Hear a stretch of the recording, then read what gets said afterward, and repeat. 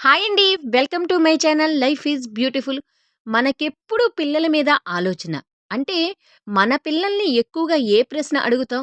పిల్లలని పెద్దయ్యాక ఏమవుతావని? పెద్దయ్యాక ఏమవుతావని? ఇలా మనం ఎక్కువగా తరచుగా అడుగుతూ ఉంటాం కదా!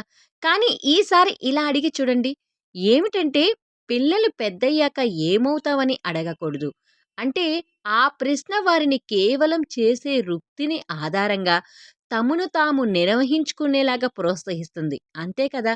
దానికి బదులు ఎలాంటి వ్యక్తిగా ఎదగాలనుకుంటున్నావు అని అడగండి. ఎందుకంటే మనం ఎలా ఎదుగుతాము అన్నది చేసే వృత్తికి సంబంధించింది కాదు.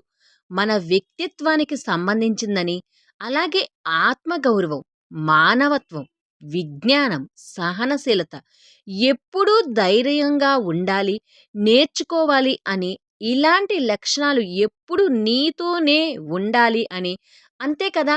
అ ఇలాంటి లక్షణాలు ఉంటే ఏ స్థాయిలో ఉన్నా లైఫ్ అంతా బ్యూటిఫుల్‌గా ఉంటుంది కదా!